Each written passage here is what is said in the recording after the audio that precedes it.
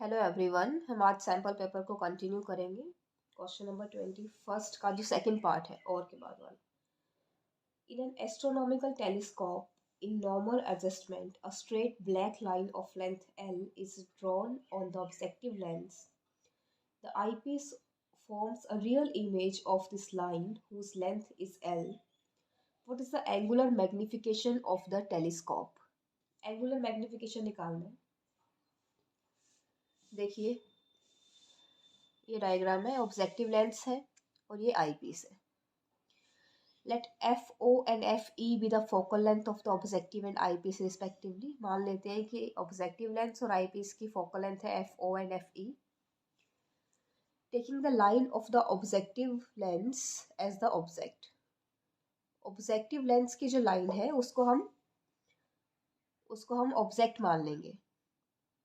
ठीक है, अगर इसको ऑब्जेक्ट मान लिया तो आई पीस से ऑब्जेक्ट की डिस्टेंस कितनी होगी? F o plus f e. अब क्योंकि हम आई पीस से डिस्टेंस लेफ्ट की तरफ जाएंगे मेजर करने के लिए, तो इट विल बी नेगेटिव और फोकल लेंथ होगा f is equals to f e. तो हम इमेज की डिस्टेंस निकाल सकते हैं यूजिंग लेंस फॉर्मूला। अब इसके अंदर वैल्यूज पुट कर दीजिए। 1/v is equals to 1/u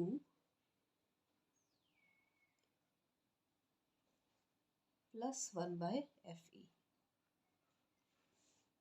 अब इसको जब आप फर्दर सॉल्व करोगे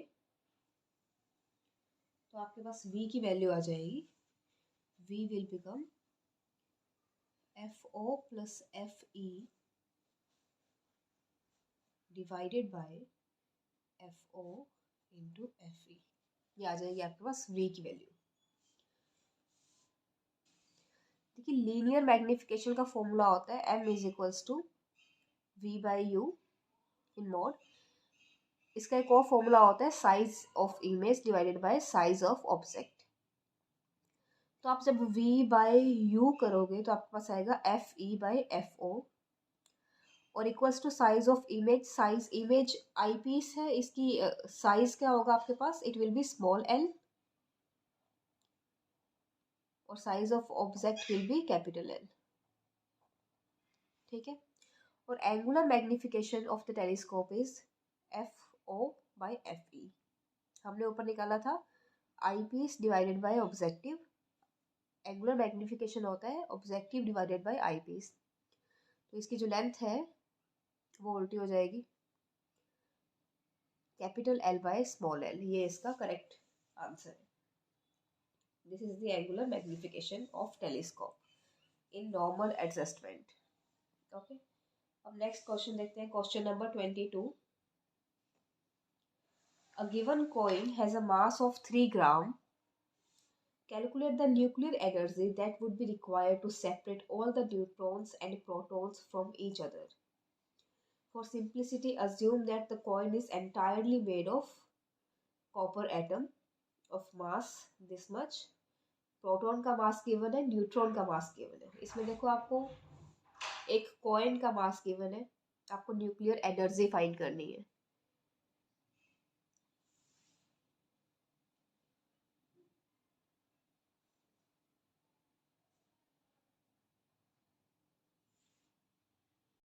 मास गिवन है आपको 3 ग्राम और आपको निकालना है। अब नंबर ऑफ एटम्स निकालेंगे हम पहले। नंबर ऑफ एटम्स का फॉर्मूला होता है Avogadro number into mass divided by mass number. Mass number क्या होता है कॉपर का? 63। एविगेट्रो नंबर इनटू 3 ग्राम मास जो गिवन है डिवाइडेड बाय मास नंबर। अब इसको जब सॉल्व करोगे तो नंबर ऑफ एटम्स आ जाएंगे 2.868 इंटू 10⁻22 एटम्स पर ग्राम। अब देखो, कॉपर एटम में आपके पास 29 प्रोटॉन्स है और 34 न्यूट्रॉन्स है। अब हम इसका निकालेंगे मास डिफेक्ट।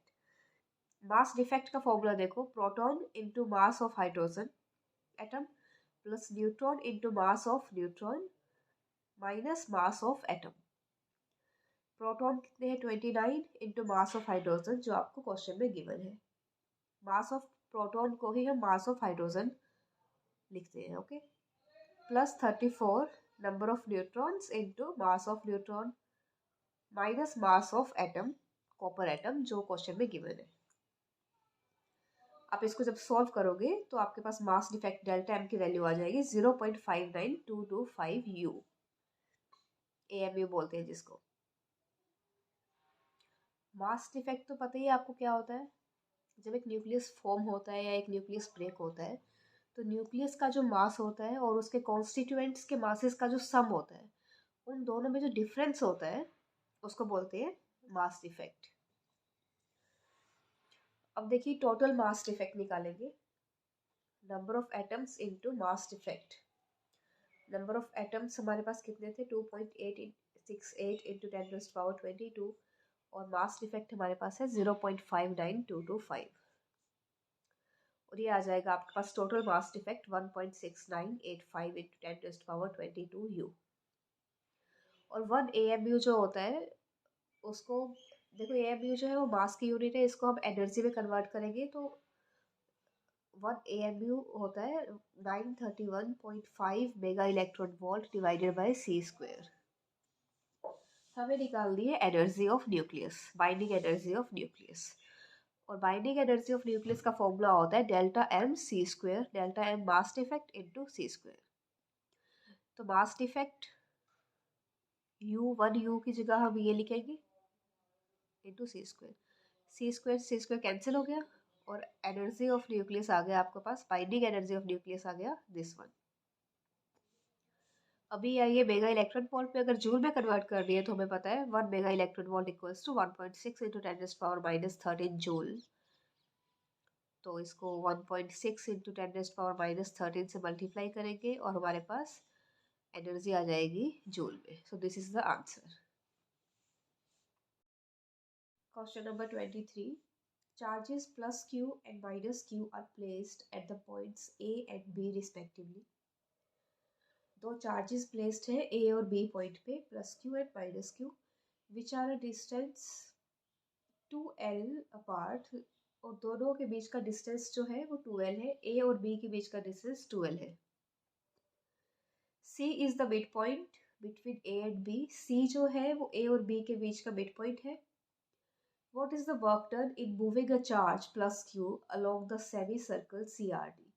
अब एक प्लस क्यू चार्ज हमें मूव करवाना है from C to D along the path CRD। उसका वर्क डन निकालना है हमें। देखो वर्क डन का फॉर्मूला होता है work done equals to Q into change in potential. हमें कहाँ से ले जाना है, C से D पे ले जाना है, तो potential at final minus potential at initial, VD minus VC। और पोटेंशियल का फॉर्मूला क्या होता है, KQ/R। हम पहले VC निकालेंगे, K को 1/4 पाई एप्सिलॉन नॉट बाहर कर दिया हमने। अब चार्जेस देखो, C पे दो चार्जेस हैं पास में इसके, एक प्लस Q, Q/R करेंगे, प्लस Q/R मतलब डिस्टेंस। तो प्लस Q चार्ज जो है वो C पॉइंट से L डिस्टेंस पर है, तो Q/L, और minus Q charge C point से L डिस्टेंस पर है, माइनस Q/L। दोनों का सम करेंगे, एक प्लस Q चार्ज है दूसरा माइनस Q चार्ज है, दोनों का जब सम करेंगे तो it will become 0। Okay, similarly VD निकालेंगे, potential at D, 1/4 pi epsilon not बाहर आ जाएगा common, plus Q charge D point से 3L डिस्टेंस पर है, L plus L 3L, minus Q charge D point से L डिस्टेंस पर है। तो इसको जब आप सॉल्व करेंगे, minus Q divided by 6 pi epsilon not L। Work done के अंदर इस वैल्यूज को पुट करेंगे, plus Q, VD minus VC, VC तो 0 ही है, तो सिंपली जब इसको पुट करोगे तो आपके पास वैल्यू आएगी minus Q 6 pi epsilon not L। Plus Q charge को जब आप मूव करवाओगे from C to D along CRD, तो इतना वर्क डन हमें देना पड़ेगा।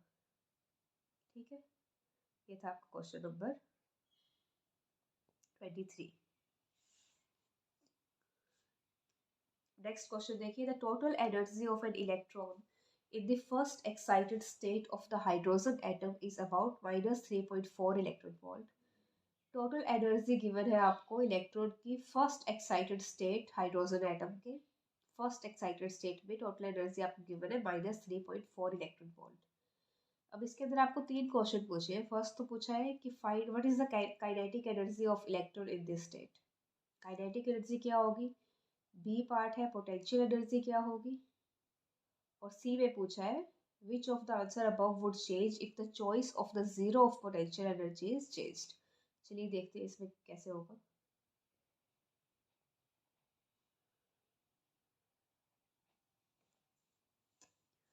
देखो आप जानते हैं that kinetic energy is negative of total energy. ठीक है, काइनेटिक एनर्जी आपको फाइंड करनी है। टोटल एनर्जी आपको गिवन है।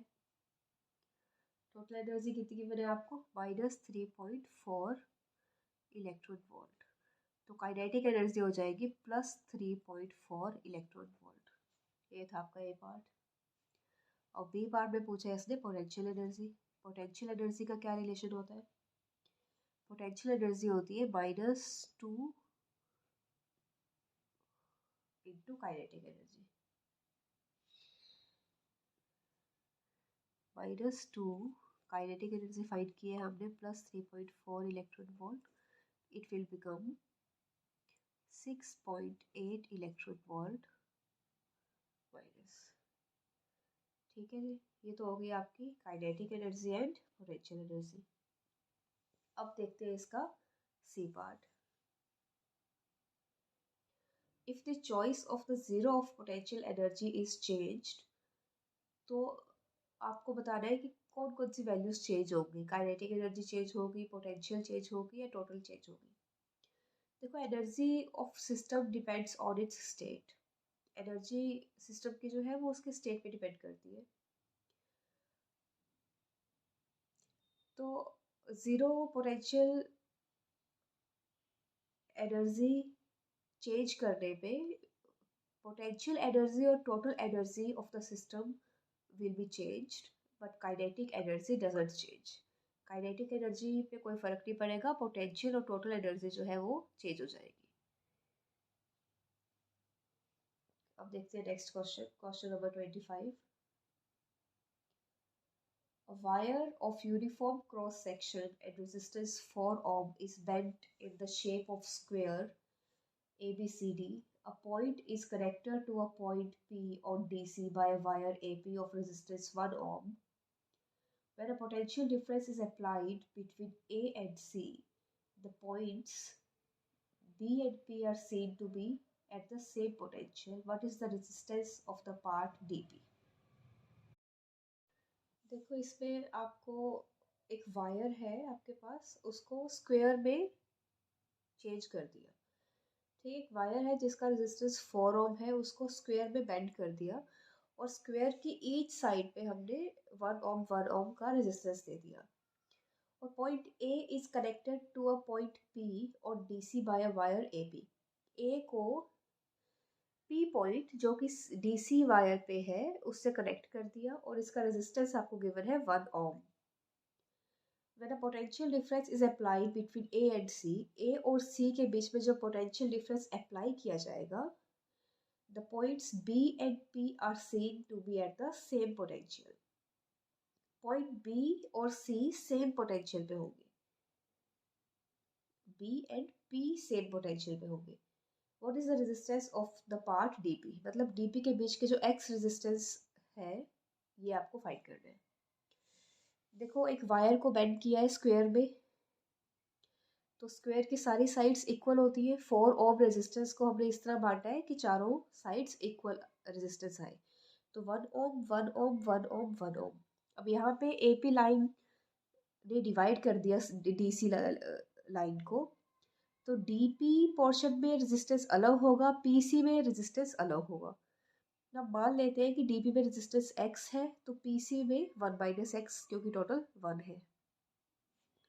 अब एक ट्रायंगल बन गया। देखो इसमें आप देख सकते हो कि ये एडी वाला रेजिस्टेंस और डीपी वाला रेजिस्टेंस दोनों सीरीज में है और वो जो सीरीज 1 + x 1 और x सीरीज में हम प्लस करते हैं 1 + x। अब ये 1 + x जो है ये इस 1 ओम के पैरेलल में है। ठीक है, बाकी सब सेम चला आ रहा है। अब इसको जब आप पैरेलल सॉल्व करोगे, कैसे निकालते हो आप पैरेलल, पता होगा आपको 1/r is equals to 1/r1 plus 1/r2। इस तरह से निकालते हैं हम पैरेलल का। तो 1 plus x into 1, 1 plus x plus 1, इसको सॉल्व करने के बाद हमारे पास ये रेजिस्टेंस आ गया। ठीक है, तो अभी हमें गिवन है कि जो पोटेंशियल है बी और पी पे पोटेंशियल सेम है, तो हम क्या करेंगे, दोनों को 1 के इक्वल पुट करके इस टर्म को और इस टर्म को, इन दोनों टर्म्स में ये x है ना, और x की वैल्यू हमें फाइंड करनी है, तो इस टर्म को 1 के इक्वल पुट करेंगे, इसको 1 के इक्वल पुट करेंगे और डिवाइड करके हम x की वैल्यू निकाल लेंगे। x की वैल्यू आएगी √2 - 1 ओम। तो ये था आपका क्वेश्चन नंबर 25। नेक्स्ट क्वेश्चन देखिए, the given figure shows a long straight wire of a circular cross section radius a। एक लॉन्ग स्ट्रेट वायर है जिसकी रेडियस a है।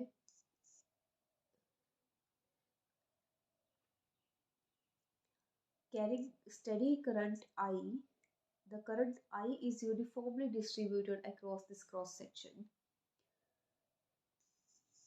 The given figure shows a long straight wire of a circular cross section radius a।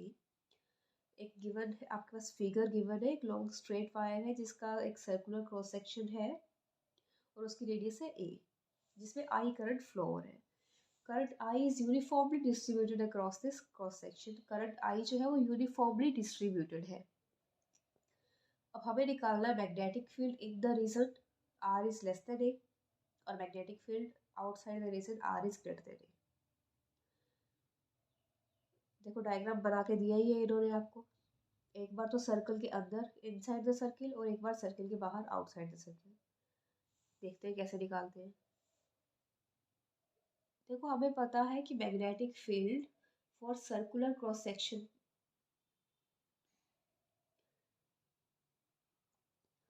देखो हमें पता है कि magnetic field for circular cross sectional area क्या होता है। सिंपली कहें तो मैग्नेटिक फील्ड फॉर सर्कल क्या होता है, म्यू नॉट I/2a, यही होता है। अब for r is greater than a या r is less than a हमें फाइंड करना है। देखो पहले हम देखते हैं for r is less than a। I जो है ये I enclosed inside the circle. अब हमारे पास देखो ये सर्किल है, इसकी रेडियस r है और हमें इस डिस्टेंस a वाले सर्किल पे हमें मैग्नेटिक फील्ड निकालना है। अब I जो करंट फ्लो कर रहा है वो पूरे बड़े वाले इस सर्किल में फ्लो कर रहा है, ठीक है। अब इस छोटे सर्किल में कितना I फ्लो करेगा हमें पहले तो वो फाइंड करना है, ठीक है। वो कैसे फाइंड करके मान लेते हैं कि छोटे सर्किल में जो I फ्लो कर रहा है वो I डैश है, तो B हो जाएगा हमारे पास mu naught I dash divided by 2a।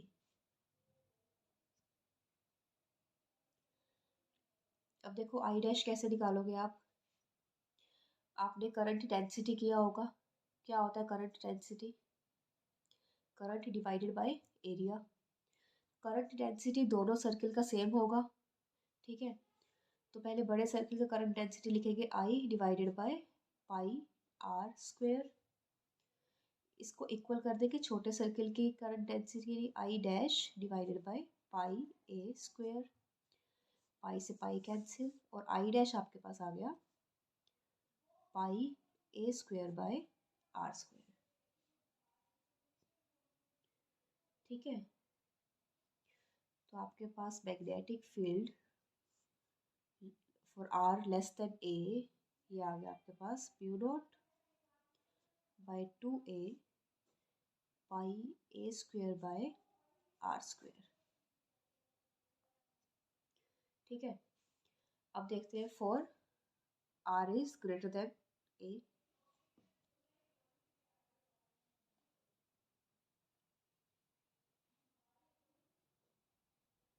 For r is greater than a, b is equals to mu naught I by 2r। अब R is greater than A वाला कौन सा सर्किल होगा, ये बड़े वाला। ठीक है, अब इतने एरिया में I करंट फ्लो कर रहा है तो बड़े सर्किल में भी I करंट ही फ्लो करेगा, और डिस्टेंस कितनी है R, तो बड़े सर्किल के लिए हमें होगा mu naught I bye 2R।